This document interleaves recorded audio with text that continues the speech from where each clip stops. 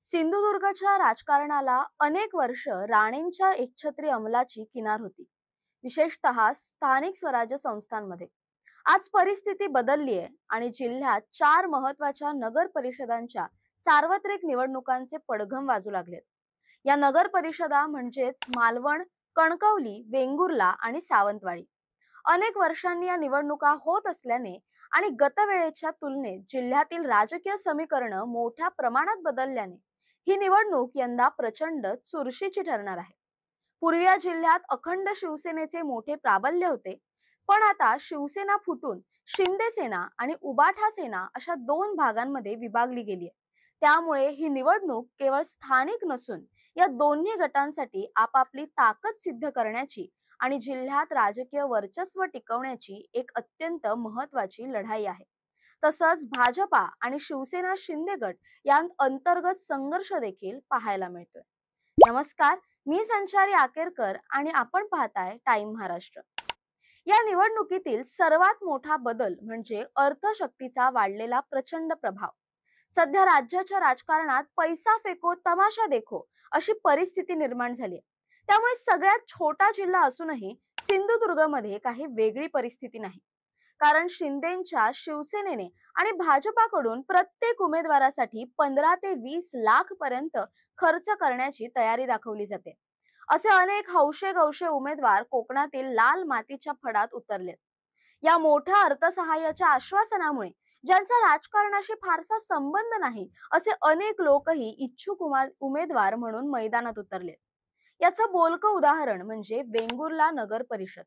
एकट्या वेंगुर्ला नगर परिषदेसाठी 20 जागांसाठी 300 उमेदवार इच्छुक आहेत.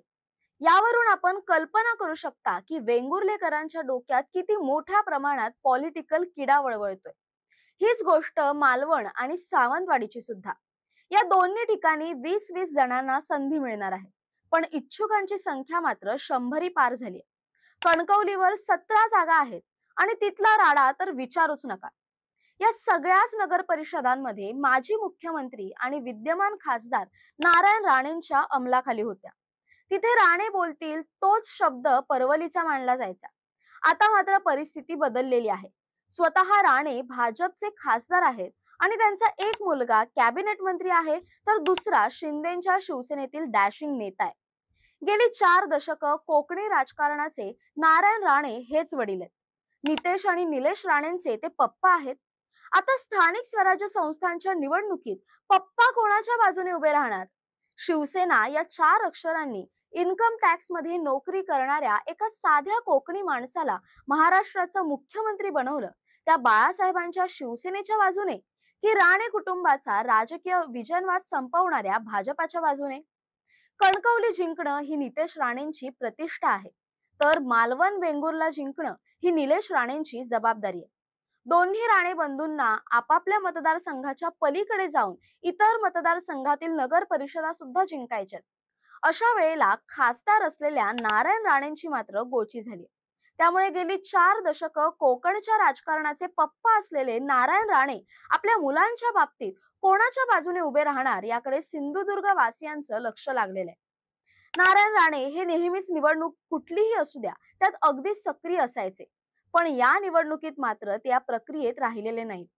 मुलांमधील संघर्षामुळे त्यांनी थेट मैदानात उतरणं टाळलंय.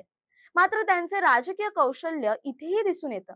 ते अर्ध्या मतदारसंघातून नितेश राणेंसोबत तर अर्ध्या मतदारसंघातून निलेश राणेंसोबत असणार आहेत.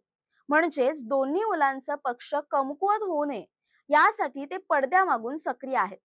मालवणमध्ये नारायण राणे स्वतःच काही उमेदवारांना शिंदेंकडे जायला सांगतात. तर एका बाजूला महायुतीमधील मतभेद आता थेट बॅनरवर देखील दिसू लागलेत. कणकवली नगर परिषद निवडणुकीआधी भाजपा आणि शिंदे गट यांच्यात जोरदार राजकीय रस्सीखेच सुरू झाली. भाजपच्या शहर कार्यालयासमोर लावलेल्या बॅनरवरून अचानक उपमुख्यमंत्री एकनाथ शिंदे आणि आमदार निलेश राणे यांचे फोटो हटवण्यात आले.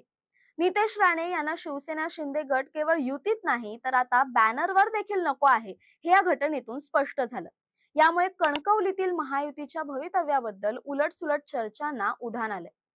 सिंधुदुर्गमध्ये ज्या 4 नगर परिषदांच्या निवडणुका आहेत त्यापैकी कणकवली आणि मालवण या नगर परिषद राणे कुटुंबांसाठी तापदायक ठरलेल्या आहेत. कारण कणकवलीत नितेशची आणि मालवणमध्ये निलेशची प्रतिष्ठा पणाला लागलेली आहे. या सगळ्या भागात राणेंना मांडणारा मोठा वर्ग आहे. या सगळ्या तळाच्या कार्यकर्त्यांना राणे नेमकं कोणाच्या बाजूने जायला सांगणार हे सुद्धा पाहणं महत्वाचं आहे. यापैकीच्या सावंतवाडीमध्ये स्थानिक आमदार आणि शिवसेना नेते दीपक केसरकर यांच्या डोक्याचा ताप वाढलाय.